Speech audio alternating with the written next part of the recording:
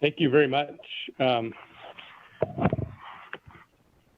We welcome everybody to the Senate Committee on Education, and welcome those who are online and present, and also present by phone. Will the Secretary please call the roll? Senator Dendera-Loop. Here. Senator Hardy. Here. Senator Hammond. Here. Senator Lang.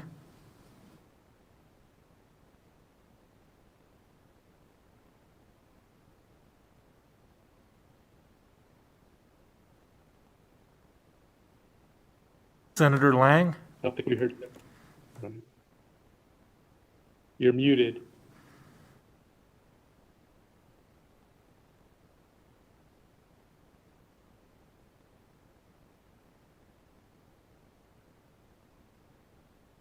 Senator Buck. Here. Senator Dunyate. Here. Chair Dennis. Here. Thank you. And hopefully we can help Senator Lang. I don't know what's going on with hers. She wasn't muted and yet it wasn't coming out, so maybe somebody can help her out. Okay, everyone's here. We do have a quorum, and just a few housekeeping. Just as a reminder, for those on video, please keep yourself muted when not speaking. Committee of information is available on Nellis, which can be accessed through the legislature's website. You may also watch our meetings through Nellis or the legislature's YouTube channel. If testifying or providing public comment, please register to participate through Nellis. You will receive an email confirmation with a call-in information. Detailed instructions for participating are available on the help page linked in the banner at the top of every page on Nellis. And when you do testify, please state and spell your name and affiliation, if any. And we'll take public comment at the end of the meeting, and we'll limit that to 2 minutes per person. Feel free to submit your full comments in writing and briefly summarize them in spoken testimony. You may submit written comments as outlined on the agenda by emailing or faxing them to the committee manager. Let's see, that's it. We are going to have some presentations today. We are going to start first with an overview of the University of Nevada, Las Vegas, UNLV School of Medicine and COVID-19 response effort. And I believe we have Dr. Mark Kahn, Dean of the UNLV School of Medicine, here to do that presentation. So we'll turn over the time to you, Dr. Kahn. Thank you, Mr. Chairman. For the record, Mark J. Kahn, K-A-H-N, Dean of the School of Medicine and Vice President for Health Affairs at UNLV. Mr. Chairman, Madam Vice Chairman, committee members, I want to start with a brief overview of the UNLV School of Medicine. We began a process in 2014 to become a School of Medicine under our founding dean, Dr. Barbara Atkinson. We had our first class enrolled in 2017, and we anticipate our first match and graduation this spring. From a mission strategy perspective, we're here at the School of Medicine to care for our community. We do that through patient care, research, education, and community engagement. And running through each of those 4 pillars, if you will, are people, planning, and process, and diversity, equity, and inclusion. And that's really how we decide what we're going to do and how we're going to use valuable resources.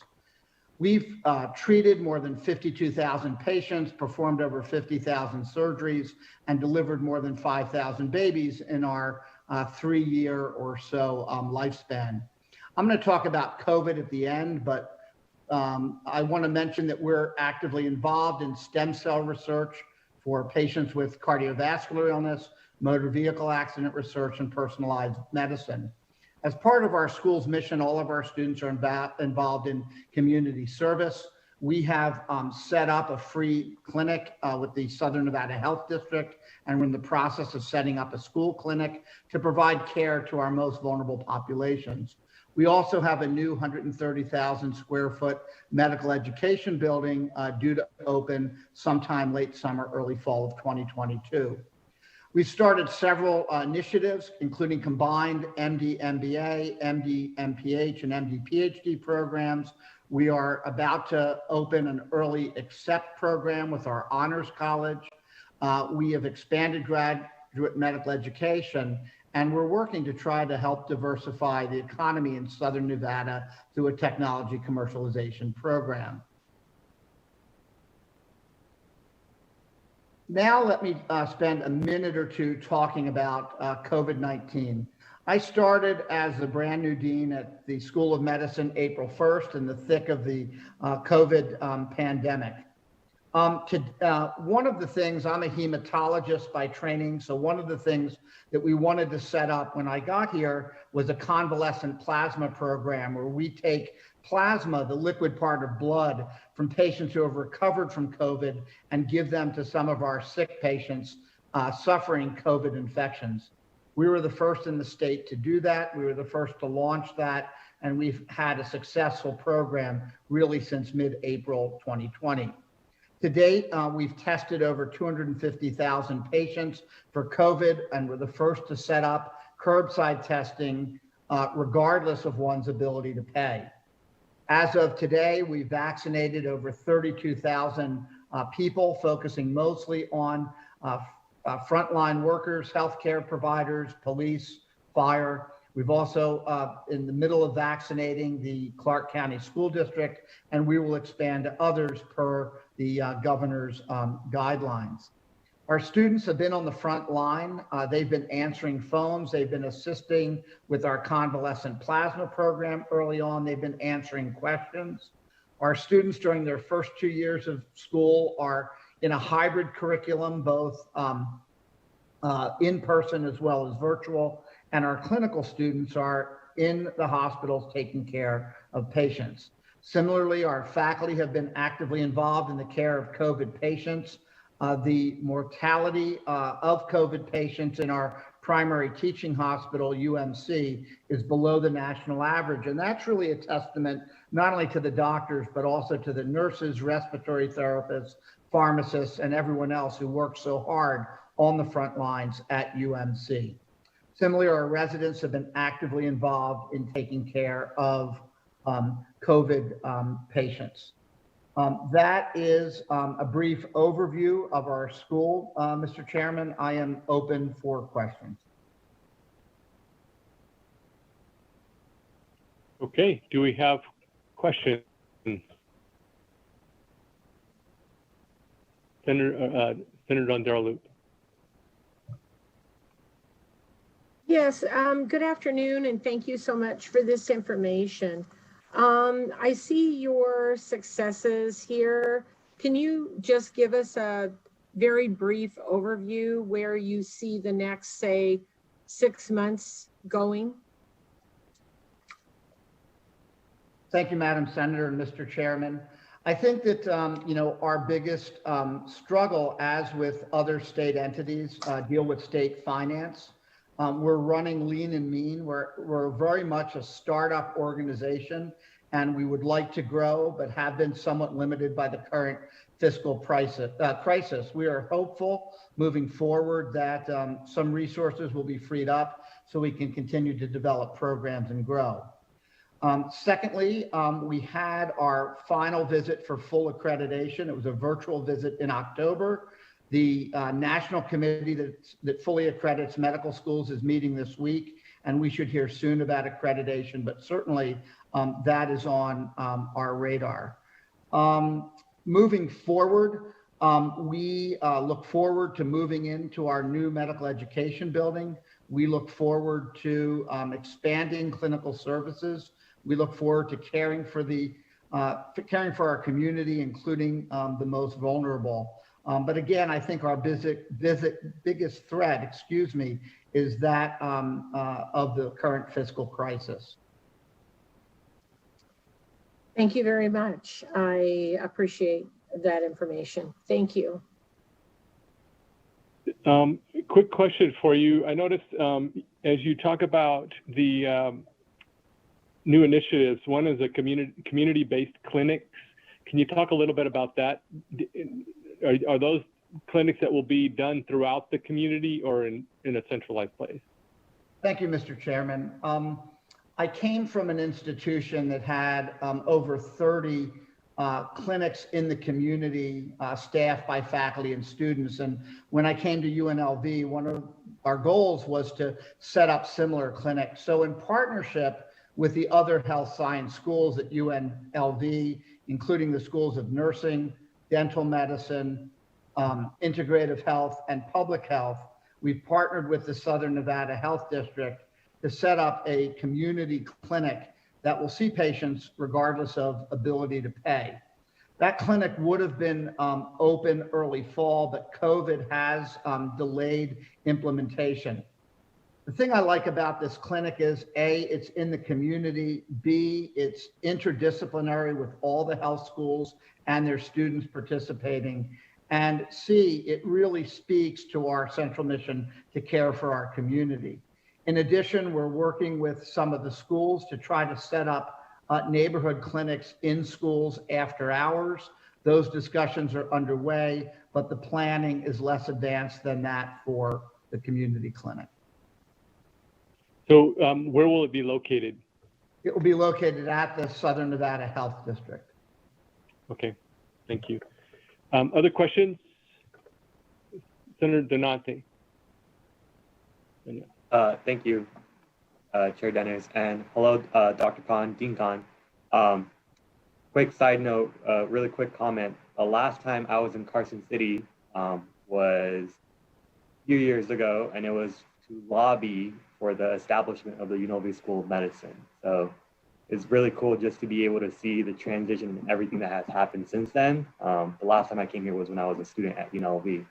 My main question for you today is I'm actually interested in hearing about what you guys are doing in your tech commercialization. I know you mentioned that in your presentation. What does the future of innovation in healthcare look like for the UNLV School of Medicine? And is there certain things that you guys are you guys barely in the early stages of planning, or what does that look for you? Well, thank you, Senator, and I'd like to thank you for your support early on for our school. We certainly do appreciate that. So when I think about the economy of Southern Nevada, it didn't take anything more than COVID to make us recognize that we really need a more diverse economy. And I think a strong School of Medicine and academic health center can go a long way towards helping to diversify our economy. As you probably know, at Blackfire, the Harry Reid Research Park, there's space set up for new technologies.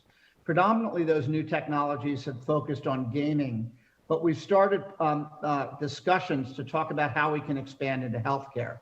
One of the things that we do need in Southern Nevada is wet lab space so we can have incubators for new biotechnologies. And we've talked about what that might look like and where they might be located. From an educational perspective, we've been working together with the schools of engineering and the schools of science and the other health science schools to talk about what technology commercialization would look like at UNLV, what we already have, because we already have an engineering school that's actively involved in technology commercialization, but we'd like to involve also the health science schools and the business schools, et cetera.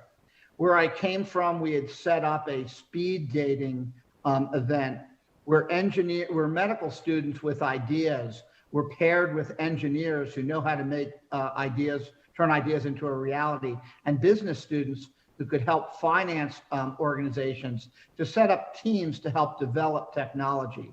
We're at the starting stages to begin planning for similar processes, again, with the other schools at UNLV. So technology commercialization is a long-term process. It's going to take planning, et cetera. And I'm happy that the School of Medicine is going to be a prime player in that arena. Thank you. Thank you. Any other questions, Senator? Okay. Anybody else? I'm not seeing anyone else. If you are, get on the mic. Okay. Thank you very much.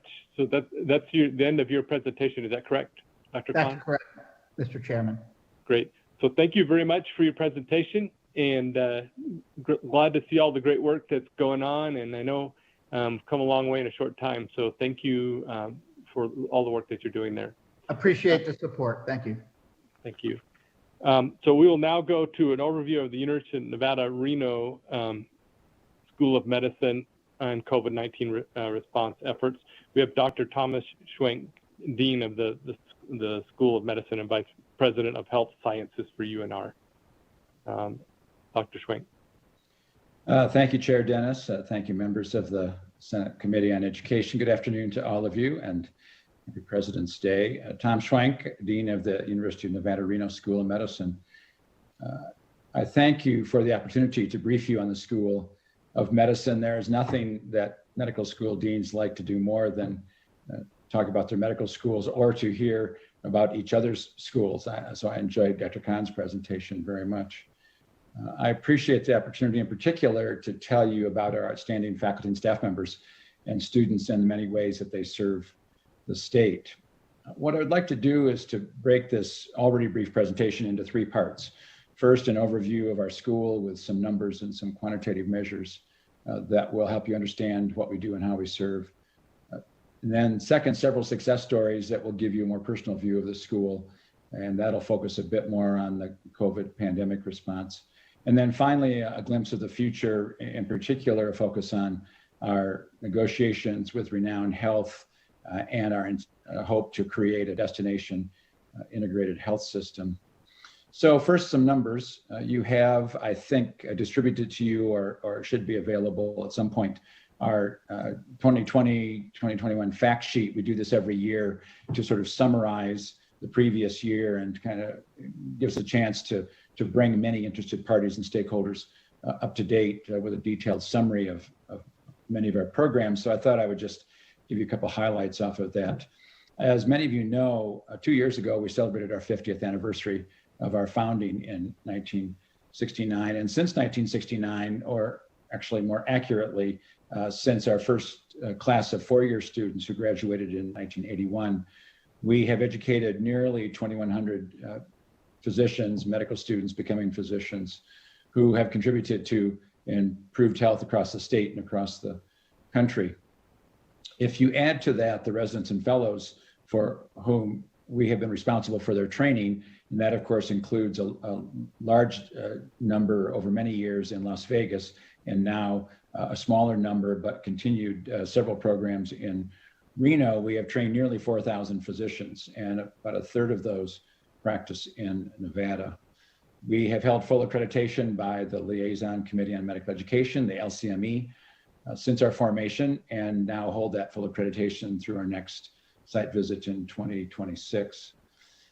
We have worked very hard to develop a sophisticated approach to pipeline development for our medical school admissions process, and we're reaching down to middle schools and high schools to identify the best students for eventual admission to medical school. And they feed into a very sophisticated, very robust, holistic process for selecting the best of the best, both brightest academically as well as the best professionally and personally. Last year, we had over 1,600 applicants to medical school for our class of 70. Our class is typically composed of over 90% Nevada students, and the rest are from neighboring Western states who have some sort of Nevada connection. Our pipeline programs have led to significant success in enrolling students from our mission-based diversity groups, including first generation and rural students. The reason that I have picked that particular issue of pipeline programs and medical school admissions is because I resonate with Dr. Khan's comments about how much we are strained and stressed by the state budget reductions, because those are some of the core funds that support those type of pipeline programs and are particularly precious when we want to be even more successful in diversifying our medical school class. As you know, we launched our physician assistant training program in 2018. We graduated our first class last year, 24 physician assistants, 85% of whom are Nevada residents, and almost all of them staying in Nevada to practice. Project ECHO is our telehealth program, which provides subspecialty consultation to healthcare clinicians, so physicians, nurse practitioners, and physician assistants who are practicing in both rural and urban underserved communities throughout Nevada. The program enhances the skills and knowledge of these clinicians through consultation and education from our consultants. So this is not telemedicine where we care for patients directly, but we teach and consult with practitioners in underserved areas so as to keep their patients in their home communities for complex healthcare, as well as enhance the skills of the local practitioners. Since 2012, Project ECHO has delivered over 900 programs to more than 12,000 participants from across Nevada. In 2020 alone, they had 5,000 participants with programs mostly devoted to COVID-19 pandemic. As part of our commitment to improving the health and well-being of all Nevadans and their communities, we opened a family medicine residency training program in Elko in partnership with Nevada Health Centers in 2019. And that program has expanded markedly the ability of Medicare patients in particular, as well as others in the community, to receive primary care. During the COVID-19 surge in Elko, our family medicine as well as internal medicine residents who do some training there shifted a lot of their work into the hospital so as to help Elko physicians care for those patients. Since 1996, UNR Med medical students have run the Student Outreach Clinic, what we call the SOC, and that is staffed and covered by volunteer attending physicians from both the community and our full-time faculty. And that clinic provides free medical care to about 1,000 patients a year who are uninsured or underinsured in Northern Nevada. We are proud to have some of the most highly funded basic scientists in the country. For a very small school, we have some extraordinary scientists who compete with the very best scientists around the country. Some of our basic science departments rank in the top 30 or 40 departments of their peers and ahead of departments in much larger medical schools. Our basic science investigators have secured about $250 million in external funding over the past 10 years. And I note that because I want to also emphasize the widely accepted fact that every dollar of external funding requires about 50 cents of institutional support for facilities and personnel that the grant does not cover. Research does not, quote, make money, although it does markedly enhance the school and the state's prestige, and also has significant spin-offs in biotech and improved clinical care in other areas. But I just emphasize that state funding to medical schools is a critical investment to support some of that external grant support. But I also think that there's a substantial return on investment from those funds.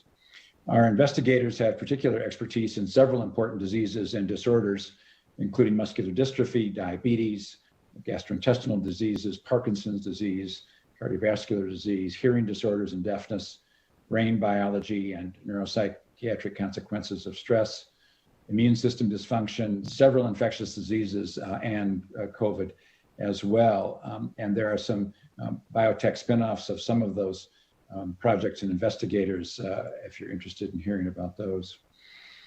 One measure of our research excellence is the recognition last year of Dr. Kent Standers, who was our chair of physiology and cell biology.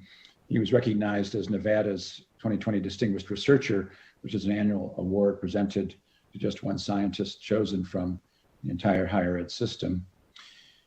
Let me shift now to just a couple of the many dozen success stories and points of pride that I could offer to you, with, again, a particular focus on the pandemic. And much of this focuses on the Nevada State Public Health Laboratory, which has been one of the many heroes of managing the COVID pandemic in Nevada, and literally a hero as proclaimed by Governor Sisolak. The governor also tapped the public health lab director, Dr. Mark Pandori, as the state's chief of testing to supervise the COVID-19 testing system in Nevada.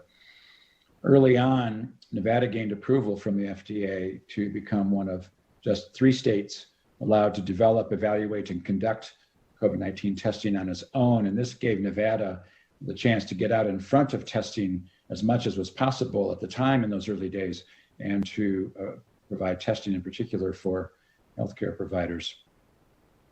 The Nevada laboratory also became the first public health lab in the nation to create its own COVID-19 sample collection kits that were approved. These achievements, along with many others involving equipment, expert personnel, 24/7 testing schedules, led to Nevada being one of the leaders in the early days of COVID testing. And I will note that these successes continue even in the face of some of the stress of furloughs. UNR Med research scientists are working with the State Public Health Lab and private partners to conduct COVID-19 research in genomic sequencing, antibody testing, and testing supply manufacturing. And as part of that, the Nevada State Lab documented in a rigorous fashion the first known case of coronavirus reinfection in the US in last August. The issue of reinfection has become an increasingly prominent issue in the face of coronavirus variants. And the Public Health Lab detected Nevada's first known case of the B117 or UK variant.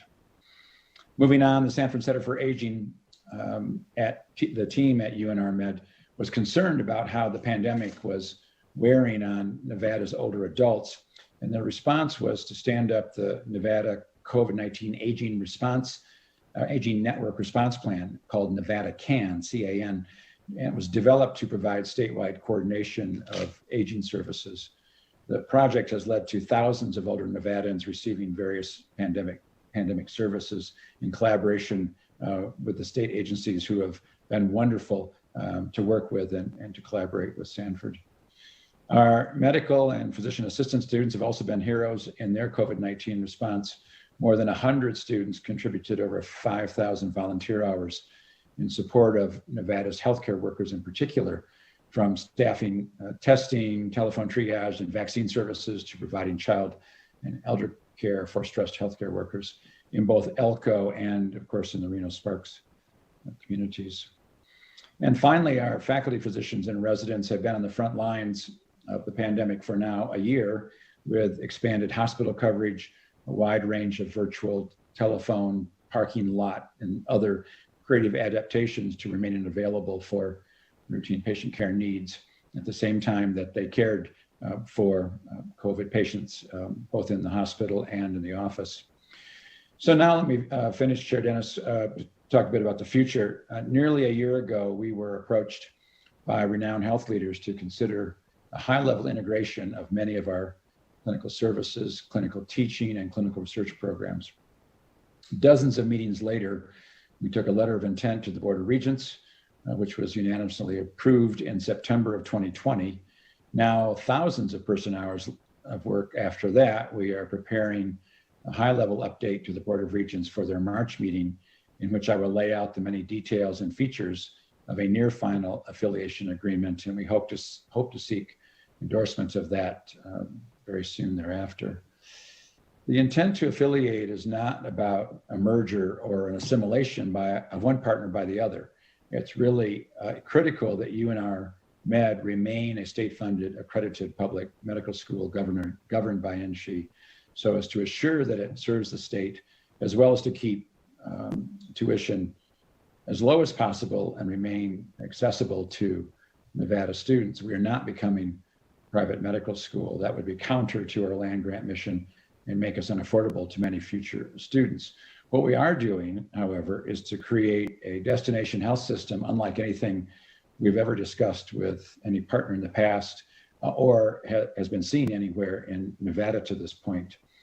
The potential affiliation is our best opportunity to expand the training of primary care and specialty physicians, to possibly expand the size of our medical school class, to expand our clinical research experiences for our students and residents, as well as to influence the delivery of state-of-the-art care at a number of high-end areas, including a cancer center, cardiovascular center, a neuroscience center. We also want to provide a strong clinical foundation for all of our clinical and academic programs. So this influences actually our PA program, our speech pathology program, the Orvis School of Nursing at UNR, and other potential healthcare professional training programs. So there's a very wide range of very powerful transformative effects here. The result of all this, we think, will enhance Nevada's medical education system, expand clinical research capacity, and create a world-class integrated health system that improves access to patient care for all Nevadans and contributes to our vision of a healthy Nevada.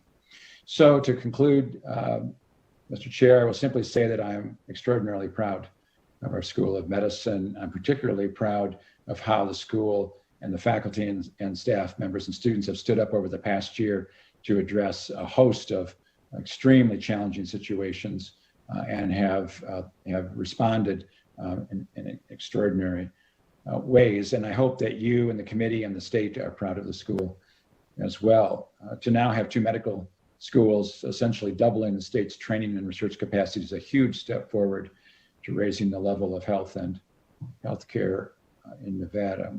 And with that, Mr. Chair, I am open for questions. Yep. Who has some questions? We appreciate the thorough presentation.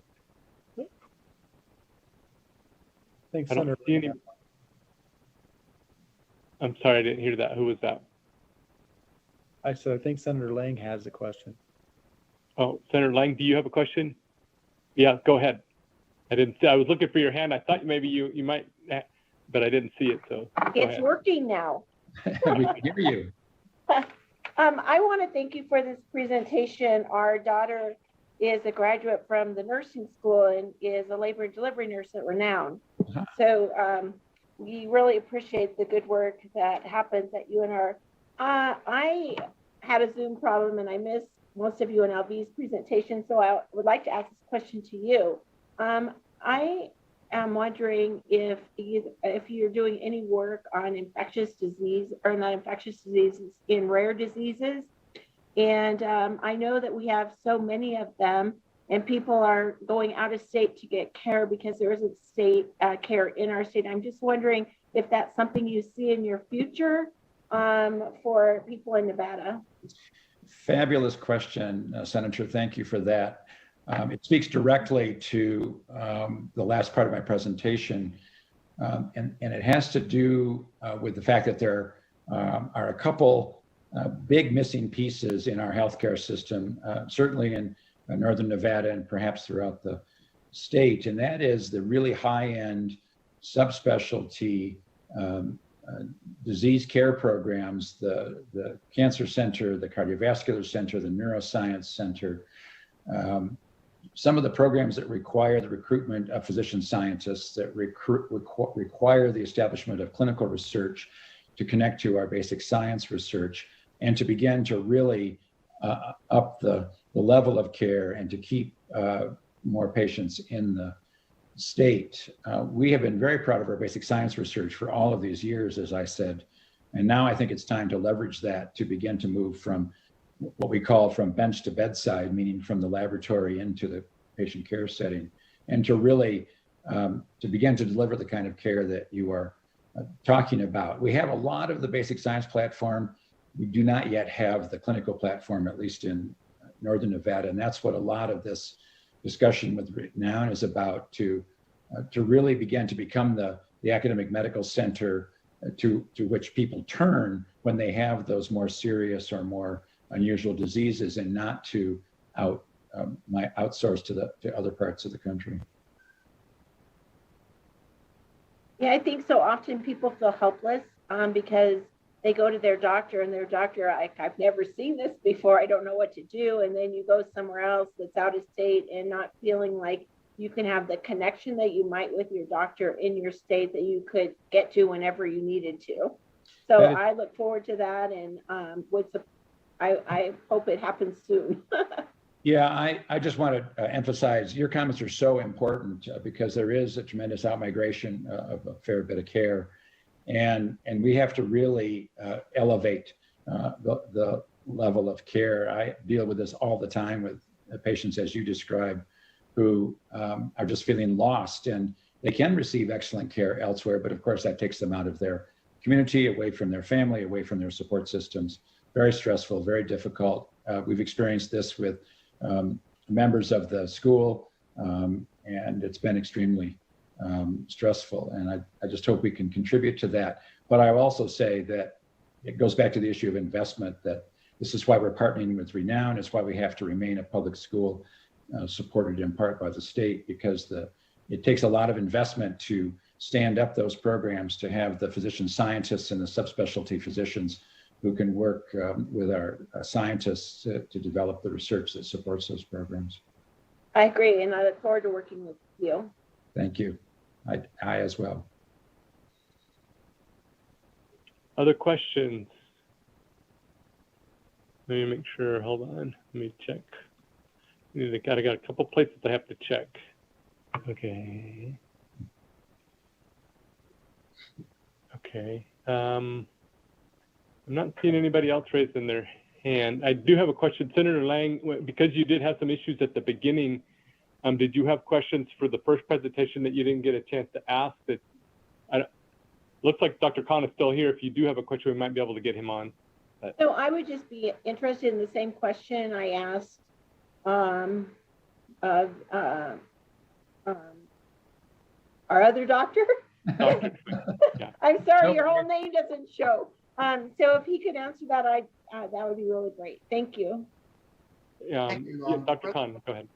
Thank you. For the record, Mark Kahn, Dean and Vice President, UNLV School of Medicine. So, you know, as my colleague, Dr. Schwenk pointed out, one of the things that's missing in the state of Nevada is a cadre of subspecialists to identify and treat some of those less common diseases that you mentioned.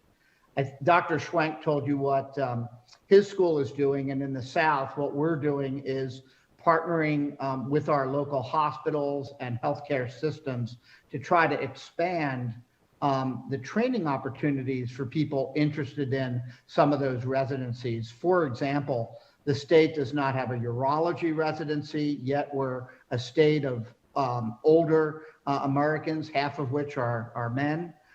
We don't have an oncology training program, and the list really goes on. So I think working with Dr. Schwenk, he and I have a lot of work to do together, but I think both of our mutual goal is to have, you know, the major specialties certainly represented in training programs throughout the state. What that will mean is that then we'll be able to train some of our own physicians in those areas, as well as be able to recruit physicians who want to work with residents to our state to really improve that type of care for all of our residents. Great, thank you. Yes, and oh, excuse me, sorry, Chair. I'm Go ahead. particularly interested in rare kidney diseases because it seems to be, I mean, we haven't mentioned that at all, but I think it's maybe a growing number of people as I'm out talking to people that experience this. Again, nephrology is another area that we don't have a training program in the state, and that's certainly something that we would like to grow. Thank you. Senator Donate. Thank you. So really quick question. And this kind of pertains to everything that's happening right now regarding COVID-19. This is for Dr. Khan or Dr. Schwenk. Internally within your schools, have you considered changing the curriculum to adapt to the training that's needed for telemedicine? Is this something that you have approached to perhaps teaching your students on how to engage with diverse communities through non-traditional means? Because as we know, because of COVID-19, everything has started to pivot, things being done remotely. So I'm wondering, is this a conversation that you've had within your own unit, or what does that future of telemedicine look like in your curriculum? Mark, shall I go first or you? Take it, Tom. I'll follow. So let me back up to the Student Outreach Clinic. That's probably the best answer to your question, Senator. This is a very large clinic. It's been in place now for 25 years, and it serves a very unserved or underserved population. There are no financial transactions whatsoever. And that clinic has become so central to the care of underserved patients that when the pandemic hit, we actually did suspend it for a short time until we could get a handle on the infectious disease issues. But then we reopened virtually. And so our students a substantial portion of all students go through this clinic and provide services in various ways. And our students actually had a real-time naturalistic experience in how to pivot and respond to this need of patients who could not access us in person. Our geriatric clinic did the same thing, also another population that has difficulty with access. And we created a whole set of virtual services. Interestingly, one of those actually is to have the patient come into the clinic, but then be taken immediately to a sterile room where they are helped to get online with a computer, and their geriatrician is actually next door or nearly next door. And the virtual visit actually takes place within the clinic just because they could not access this at home, but it's much safer, at least in the early days, it was much safer that way to provide those kinds of services. So those are two places where our students and residents are training in this area. I also think our ELCO program and our rural preceptorship, all students are required to serve a month rotation in a rural community. And I think that they learn a ton about how to access patient populations that have difficulty with that access. So I think we are good at that, but I think we've gotten better during the pandemic. Yeah, I would just like to follow with what Dr. Schwenk said. You know, one of the, I'm sort of an optimist. I look for silver linings, and one of the silver linings of the pandemic is we've all gotten more comfortable with telehealth. And, you know, that's really critical in a rural state like the one that we're in. When I interviewed here a little over a year ago, I asked people about rural health and how prescient that was, because now that's become, you know, telehealth has really become very important. You know, one notion is how do we expand telehealth into the community? And one idea might be to use our neighborhood drugstores that are in at-risk communities. They're already wired. They already have the bricks and mortar. And I don't think it takes much imagination to see how those could really be used as fully functional telehealth clinics, so we can reach some of our most vulnerable citizens. But to follow with what Dr. Schwenk said, yes, telehealth is part of our curriculum. It's going to be a bigger part of our curriculum, and it's really a skill set that the doctor of the future needs to know. Thank you. Other questions?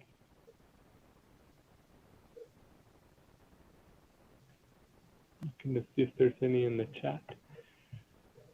Okay, if I missed you, speak up. Otherwise, thank you very much for the presentations. It's always good to see the good things that are going on in our state.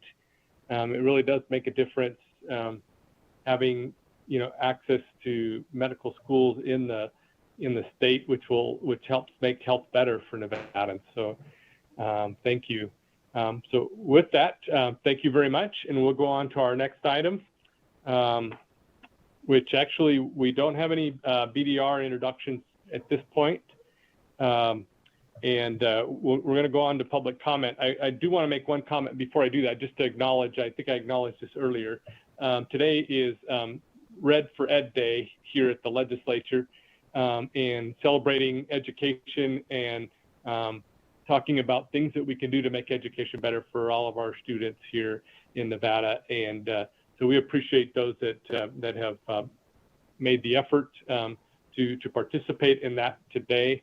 There's a lot of good things that we're going to be talking about education this session, and so we appreciate all the folks that are keeping an eye and ear on what we're doing and helping us as we try to craft the things that we need for our state to make it better for our kids. So with that, let's go on to public comment. So if we could have our staff get that Thank you, going. Chair. The public line. Thank you, Chair. The public line is open and working, and there are no callers at this time. Okay, because there's a little bit of a delay, why don't we give it maybe a minute or so? We'll keep an eye on it just in case. So we'll be kind of at a pause here for about a minute or so until we see if there's anybody that would like to give public comment.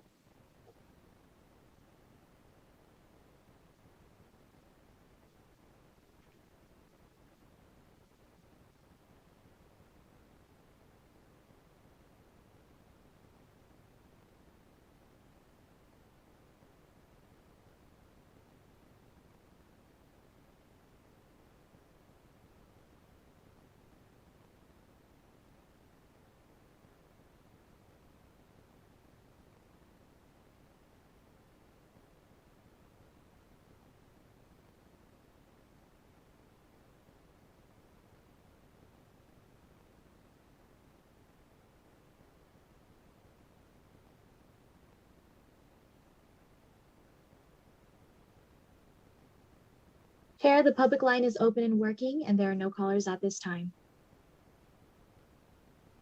Okay, thank you very much. So are there any comments from the members before we adjourn?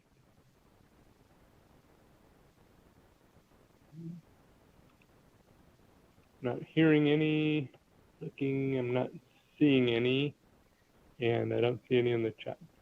Okay, well, our next meeting will be this Wednesday, and that's all the business that we have for today. That concludes our meeting for today. Thank you.